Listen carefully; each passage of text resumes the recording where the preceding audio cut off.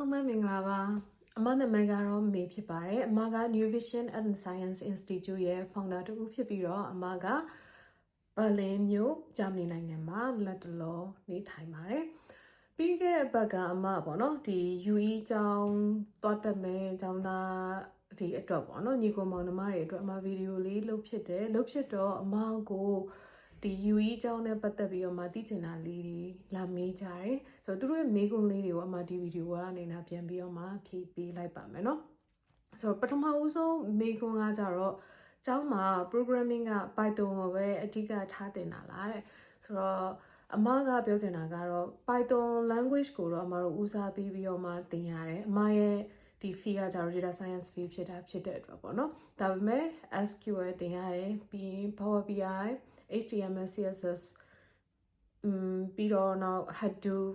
Big Data ပေါ့နော်ဆိုတော့ Apache ဆိုတော့တချို့တော့လိုအပ်တဲ့ဟာတွေပေါ့နော်ကျောင်းကတော့အများကြီးသင်ပေးပါတယ်ဒါပေမဲ့သူတို့ self learning ကတော့ကိုယ့်အကိုလုပ်အောင်ပါပေါ့နော်data science ဖြစ်တဲ့အတွက်ကြောင့်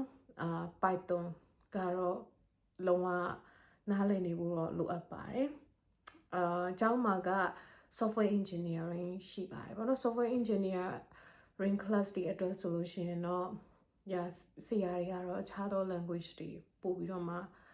သင်မယ်လို့တော့အမယုံကြည်ပါတယ် like Java တို့ပေါ့နော် C တို့ C++ တို့သင်မယ်လို့ယုံကြည်ပါတယ်နောက် question ကကြတော့သင်တဲ့စာတွေက theory များလားလက်တွေ့နဲ့ real life project တွေအများလုပ်ရလားဒီ question ကကြတော့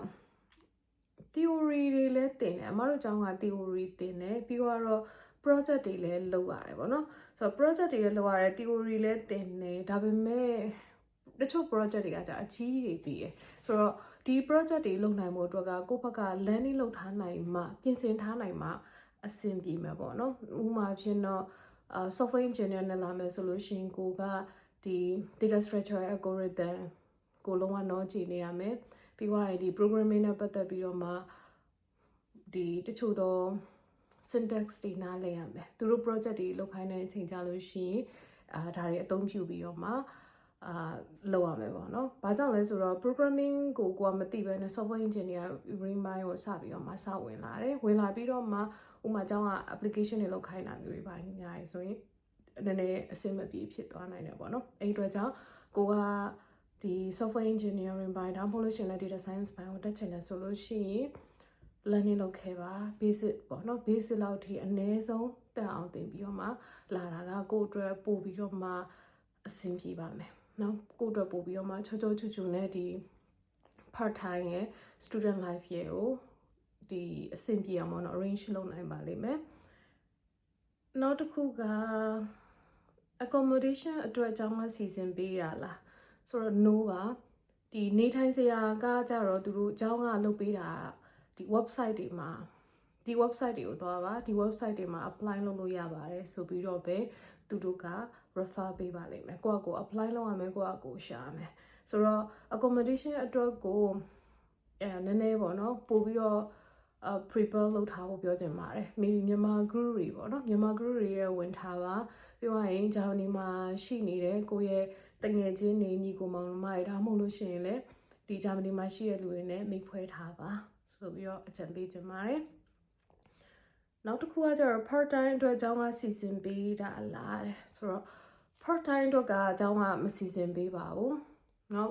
part time လုပ်ချင်တယ်ဆိုလို့ရှိရင်တစ်ပတ်ကို9:20ပေါ့နော်9:20လုပ်လို့ရပါတယ်ကိုယ့်အကိုအပြင်မှာအလုပ်ရှာလို့ရတယ်ပေါ့နော်ဆိုတော့ပုံမှန်အဖြစ်တော့ student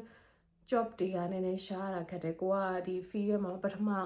နှစ်တို့ပေါ့နော်ပထမနှစ်လောက်ပဲရှိသေးတယ်လို့တော့မဟုတ်လို့ရှိရင် first semester ဆိုရင်ဒီကျောင်းနဲ့ related ဖြစ်တဲ့ပေါ့နော် major နဲ့ related ဖြစ်တဲ့အလုပ်တရားရှားတာခက်တာဖြစ်တဲ့အတွက်ကြောင့်coffee shop လေးဒါမှမဟုတ်လို့ရှိရင် bar maybe restaurant တွေမှာအလုပ်လုပ်လို့ရပါတယ်ဘက်ကို9:20ကျောင်းပိတ်လို့ရှိရင်တော့အချိန်အများကြီးလုပ်လို့ရတယ်ဆိုတော့အမအနေနဲ့အကြံပေးချင်တာကတော့ coffee shop တွေမှာအလုပ်လုပ်တာပို့ပြီးတော့အဆင်ပြေရယ်ပြီးတော့ဒီ shopping mall တွေမှာအလုပ်လုပ်တာပို့ပြီးတော့အဆင်ပြေမယ်လို့တော့ထင်ပါတယ်ဘာလို့လဲဆိုတော့ဘားတို့ညဘက်တွေအလုပ်လုပ်ရတာဖြစ်တဲ့အတွက်ကြောင့် ဒီကိုယ့်ရဲ့ပေါ့နော် brain ability ကြတယ်ပြီးရင်တော့ဒီအရေးပြတ်တာဖြစ်တဲ့အတွက်ကြောင်းစာတွေပါတယ်မမိမှာအရင်ပေါ့နော်အစမဖြစ်ဖြစ်မှာဆိုရင်လို့ပါ so part time ကတော့ကိုယ့်အကိုရှာလို့ရတယ်ပြီးရင် German စာနားလည်တဲ့ German စာသိတဲ့လူတွေအတွက်ကပို့ပြီးတော့မှအခွင့်အရေးပိုများပါတယ်ဒါပေမဲ့ဘာလင်မှာလည်းအင်္ဂလိပ်နဲ့ part time ရှာလို့ရတယ်အင်္ဂလိပ်နဲ့ခေါ်တဲ့ job တွေအများကြီးရှိပါတယ် okay so နောက်တစ်ခုကကြတော့နောက်ဆုံးပေါ့နော်နောက်ဆုံး question ကကြတော့ကျောင်းပြီးတဲ့အခါဘယ် industry domain ကို focus လုပ်ဖို့အဆင်ပြေလဲ data science data analysis business and hacker ဒါကတော့ကိုဝါဒနာပါရအောင်သွားလို့ရတယ်ပေါ့နော်ကိုက business ဘက်ကိုစိတ်ပါတယ်ဆိုလို့ရှိရင် business နဲ့ပတ်သက်ပြီးတော့မှ data analytics ကိုသွားလို့ရတယ်ဒါမှမဟုတ်လို့ရှိရင်လည်းကိုကအခြားသော related healthcare တို့အမ research တို့အဲ့ဖက်တွေကိုလည်းရှောက်လို့ရပါတယ်ဆိုတော့အမတို့က digital business and data science နဲ့ပေါ့နော်ပွဲရထားတယ်ဒါလည်း computer science bachelor ဖြစ်တဲ့အတွက်ကြောင့်သူနဲ့ပတ်သက်တဲ့ related job တွေကိုရှောက်လို့ရတယ်အမကအခုလက်တလောက AI ဘက်ကိုအမသွားနေရပါတော့ AI engineering ဘိုင်းကိုသွားနေရဒါပေမဲ့အခု software engineer ဘိုင်းကိုလည်းအမက expand လုပ်ထားတယ်ပေါ့နော်ဆိုတော့ yeah ကိုစိတ်ဝင်စားတယ် feel ကိုသွားလို့ရတယ်တခုရှိတာတော့ကိုဘက်ကတော့ skillful ဖြစ်အောင်ပြင်ဆင်ထားဖို့တော့လုပ်ပါတယ်ဆိုတော့အားလုံးပဲ UE ရဲ့ student life မှာ